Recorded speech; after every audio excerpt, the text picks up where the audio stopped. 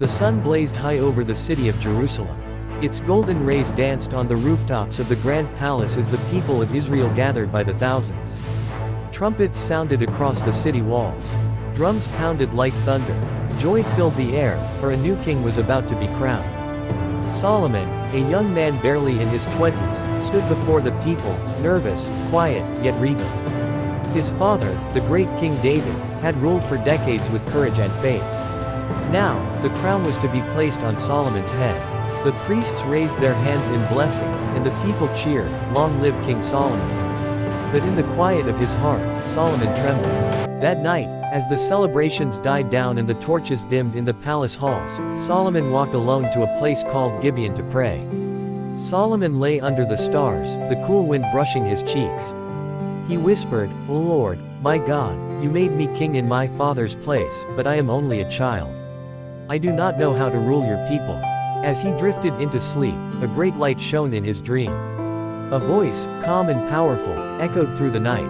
"Solomon," said the Lord, "ask for whatever you want, and I will give it to you." Solomon bowed low in the dream. "Lord," he said, "your people are too many to count. Give me a wise and understanding heart, so I may judge rightly between good and evil." There was silence. Then the voice said with joy, "Because you have asked for wisdom and not for riches or long life or the death of your enemies, I will give you what you asked, and more.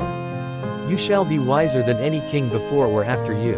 And I will also give you riches and honor, as no king has ever had." Solomon awoke with his heart pounding. His hands trembled not with fear, but with awe. Solomon returned to Jerusalem changed. His face glowed with confidence. He stepped into the palace, not as a boy, but as a king. He listened to his people with patience. He spoke with gentle strength. As the months passed, stories of Solomon's wisdom began to spread like wildfire. Traders carried tales across deserts. Sea captains whispered of him in foreign ports. And among all the stories, one became the most famous. It was early morning in the great hall of judgment. The throne of Solomon stood at the far end, carved with lions on each side. Courtiers and officials filled the room, watching in silence. 2 women were led in by guards. Each held a corner of the same cloth, and in it lay a baby boy, wrapped in linen and fast asleep. "My lord the king," the first woman cried, tears in her eyes, "this woman and I live in the same house. I gave birth to a son. 3 days later, she gave birth too. But in the night, her child died. She took my living son and put her dead one beside me." The second woman shouted, "That's a lie. The living child is mine. The dead one is hers." Gasps filled the hall. The guards stepped forward, unsure what to do. King Solomon raised his hand. "Bring me a sword," he said. The guards hesitated, but then obeyed. A glint of silver flashed in the sunlight. "Cut the baby in 2, Solomon said. "Give each woman half." A cry pierced the air. "No," the first woman sobbed. "Please, my king, give her the baby. Do not kill him." But the second woman folded her arms and said coldly, "Let him be neither hers nor mine, divide him." Solomon stood. His voice rang out, "Do not harm the child. Give him to the first woman. She is the real mother." The court erupted in amazement. The true mother collapsed in tears, holding her baby close. The people bowed before the king, whispering, "Surely God has given him wisdom like no other."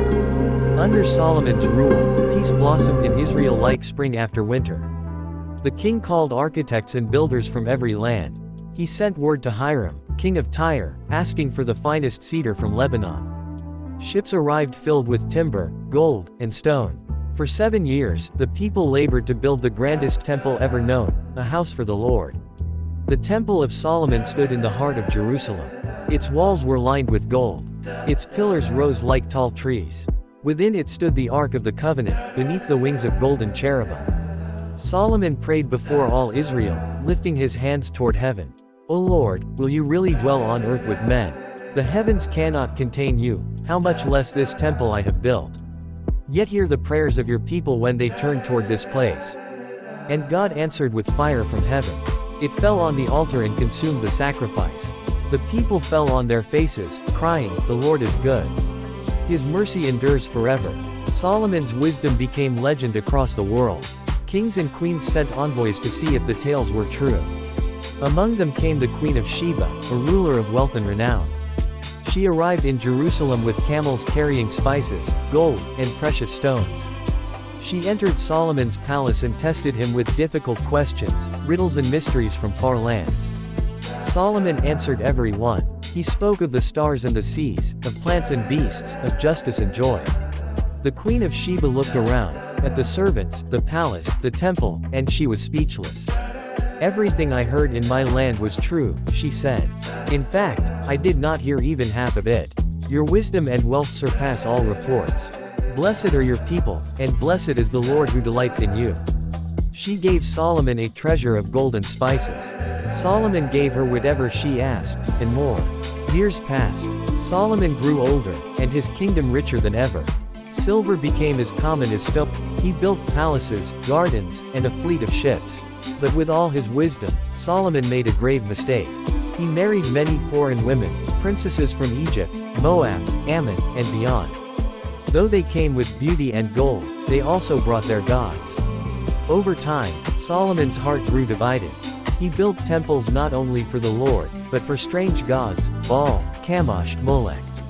He burned incense to them and allowed his wives to bow before idols. The Lord appeared to Solomon again. "You have broken my covenant," God said. "Because of this, I will tear the kingdom from your son.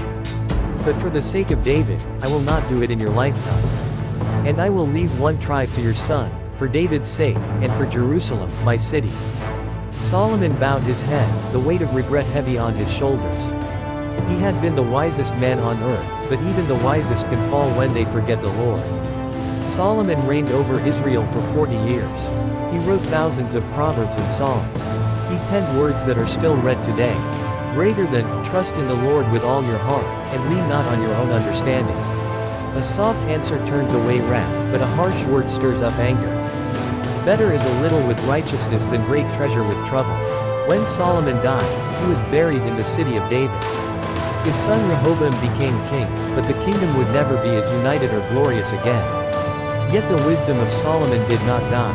It lived on in the hearts of those who sought understanding and feared the Lord.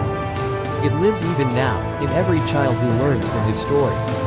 As the story closes, imagine Solomon's voice whispering through the ages. "Wisdom is more precious than rubies. Nothing you desire can compare with her. Seek wisdom, and you will find life." If you enjoy my content or have learned something from it, please consider subscribing to the channel Divine Bible Tales Studio. It's completely free and helps me grow so I can keep bringing you more valuable content.